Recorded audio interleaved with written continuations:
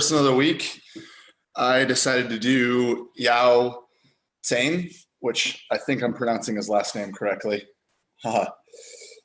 So let's jump on into it. So just first, a little bit of background. Yao Qian works at the People's Bank of China. And for anybody who isn't aware, PBOC has been quite influential in the cryptocurrency space over the past couple of years. At the end of 2013, they banned payment companies from working with Bitcoin exchanges altogether.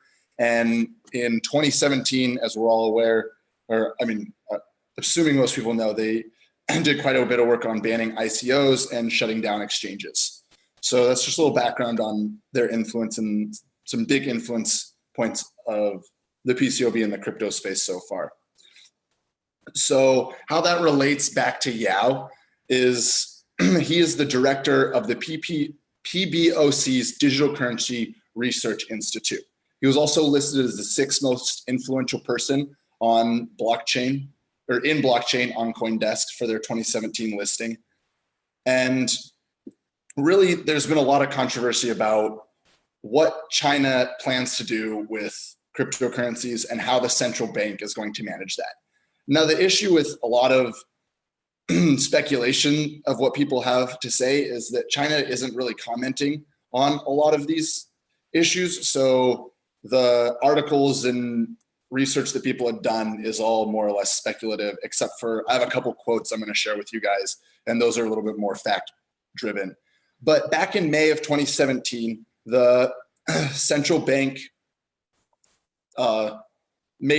issued a statement, and basically Yao stated that the central bank itself he presented two potential options for cryptocurrencies in China, at least from his point of view.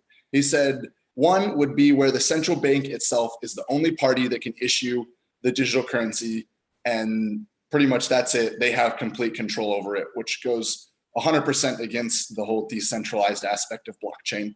And the other idea was that the central bank would maybe authorize other commercial banks to issue such crypto instruments.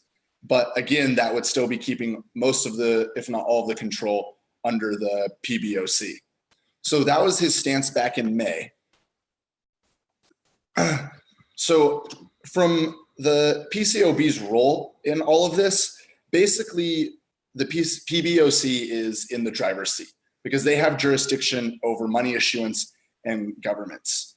But with that being said, there's also a lot of other players in this in China's government. The article I was reading listed, I can't remember all of them off the top of my head, but 3 or 4 other pretty big commissions and organizations that were also a part of, for example, the 2017 ban. That wasn't just completely driven by PBOC. Another big thing that they've stated is back in early 2016, they made claims of using a digital cryptocurrency, but all of these claims did not support any type of cryptocurrency like Bitcoin. The PBOC governor was quoted saying, for a digital currency controlled by a central bank, a combination of technological measures, institutional design, as well as laws and regulations will be applied to ensure the security in its operation system. This differs from Bitcoin at the very start. So basically, what they're saying is they don't plan on using any type of decentralized exchange or any type of decentralized ledger. It would be much more focused on the PCOB and allowing them to be able to regulate what's going on. And what we see here, though, is a pretty big disconnect between some of the big knee-jerk reactions that we've seen, and like an example, the ICO ban, and kind of what the public approach has been. Because the public really isn't sure if the people behind these enforcements actually understand the technology. Overall, people believe that Yao has a good idea of what's going on, but they just don't know how much of this is actually him behind it and how much of this is people that, again, don't have a good understanding of what's actually going on. So the public opinion on Yao is that he seems to be pretty open-minded. From a US perspective, PwC's China-based blockchain division commented that they forecast that China will surprise the world and be a game changer in the crypto space in 2018. And they also think that China will be the first major country to launch a central bank digital currency, which would be a pretty big move on their part. But again, other people are saying that they're not sure what the timeline of this would look like, and if China actually is going to do this as soon as people are potentially speculating. Overall, a lot of people do believe that PBOC will issue a decentralized currency before many other centralized banks. But again, when that's going to happen, no one's really sure. And so the big reason why I wanted to bring up Yao today is because 2 days ago, there was an article released where China said that they were considering digital currency. And basically that digital currency is not looking to be built with the type of blockchain technology that everyone is so familiar with. If they did this, or when and if they do this, they're going to call it CBDC, which is the central bank digital currency. And basically it's going to act like a form of fiat currency, like their fiat currency, but digitalized. So all the existing laws will apply. And in terms of any potential smart contract use, they're pretty speculative on whether they're actually going to put anything in there along those lines. And obviously this is not going to be decentralized.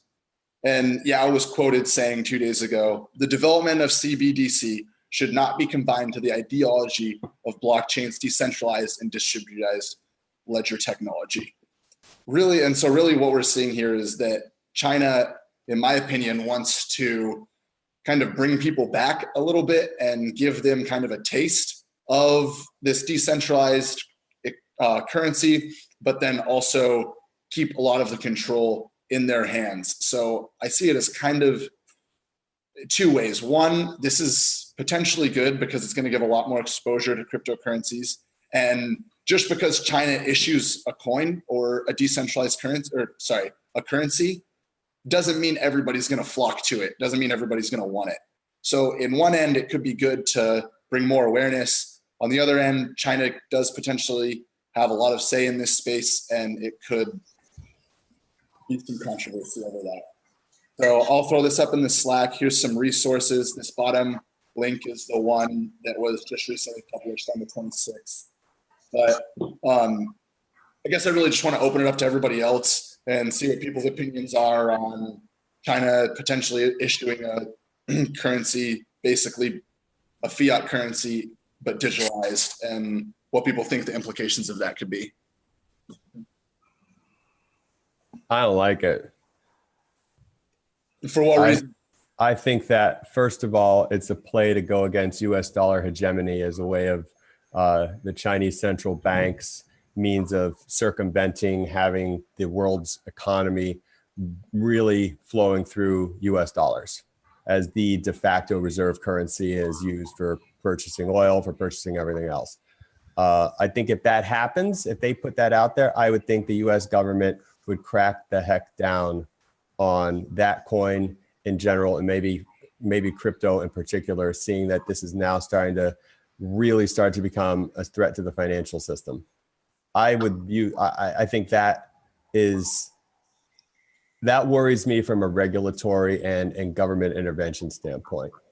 If I were the Federal Reserve chairman, or if I were the Secretary of the Treasury, I would be looking at that with a very, very, very dim view and trying to figure out how to shut that down before it turned into something big. Now, it may not go anywhere. Your point, I think that will people use it?